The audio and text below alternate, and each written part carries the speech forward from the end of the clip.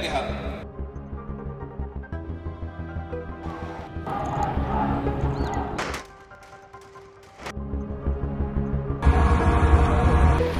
बढ़ते जंग की स्थिति के बीच इजरायली कैबिनेट का बड़ा फैसला सामने आया है, जहां रविवार को कैबिनेट ने प्रधानमंत्री बेंजामिन नेतन्याहू की योजना को मंजूरी दी, जिसका उद्देश्य गोलान हाइट्स में बसने वालों की आबादी को दोगुना करना है। वर्तमान में गोलान हाइट्स के इजराइल नियंत्रित हिस्से में करीब 50,000 लोग रहते हैं, जिसमें यहूदी और ड्रू समुदाय के लोग शामिल हैं। 40 मिलियन इजरायली न्यू शेकल की नई योजना इसे दोगुना करने की योजना बना रही है। आइए जानते हैं कि क्या है गोलान हाइट्स योजना। नेतन्याहू के कार्यालय ने कहा कि सरकार ने क्षेत्र के डेमोग्राफिक विकास को सर्वसम्मति से मंजूरी दी है, जो वहां इजरायली आबादी को दोगुना करने की कोशिश करेगा। बेंजामिन नेतन्याहू ने कहा कि ये पैसा शिक्षा, ऊर्जा, नवीकरणीय ऊर्जा, छात्रगाहों की स्थापना और नए निवासियों को समायोजित करने की योजना पर खर्च किया जाएगा। योजना को मंजूरी को लेकर प्रधानमंत्री नेतन्याहू के कार्यालय ने बताया कि सरकार ने क्षेत्र के जनसांख्यिकीय विकास को मंजूरी दी है।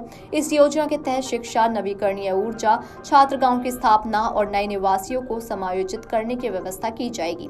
वहीं इस मामले में पीएम नेतन्याहू ने कहा कि गोलान को मजबूत करना इजराइल को मजबूत करना है और ये खासकर इस समय महत्वपूर्ण है। उन्होंने कहा कि हम इसे बनाए रखेंगे, इसे विकसित करेंगे और इसमें बसेंगे। बता दें कि इजराइल ने 1967 में सीरिया से गोलान हाइट्स पर कब्जा किया था और 1981 में इसे अपने नियंत्रण में लिया। हालांकि दुनिया के अधिकांश देशों ने इस क्षेत्र पर इजराइल के कब्जे को मान्यता नहीं दी है, लेकिन अमेरिका ने 2019 में इसे मान्यता प्रदान की।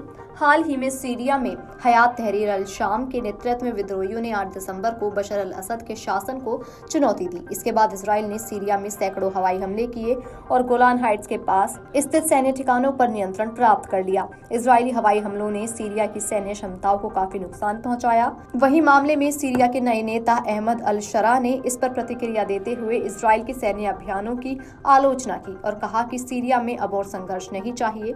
उन्होंने कहा कि सीरिया अब युद्ध थका हुआ है और हमें राज्य निर्माण पर ध्यान केंद्रित करना चाहिए, न कि ऐसे विवादों में उलझने से जो और विनाश का कारण बन सकते हैं। आपको बता दें कि सीरियाई में विद्रोहियों ने अब राजधानी दमिश्क पर कंट्रोल कर लिया है, जबकि राष्ट्रपति बशर अल असद कथित तौर पर देश छोड़कर भाग गए हैं। रूसी मीडिया के अनुसार असद को मॉस्को में शरण दी गई है। सीरियाई विद्रोही बलों ने कहा कि दमिश्क अब अत्याचारी बशर अल असद से मुक्त हो गया है और सीरिया के लिए एक नए युग की घोषणा की है। इधर असद के भागते ही इजराइल ने सीरिया पर बम बरसाए हैं। सीरियाई विद्रोही बलों ने कथित तौर पर दमिश्क की कुख्यात सेडनिया जेल से सभी बंदियों को भी रिहा कर दिया है और सेडनिया जेल में अत्याचार के युग का अंत की घोषणा की है। इस बीच सीरियाई लोगों ने दमिश्क में असद के पिता हाफिज की मूर्ति को गिरा दिया और देश में असद परिवार के 50 साल लंबे शासन का अंत कर दिया।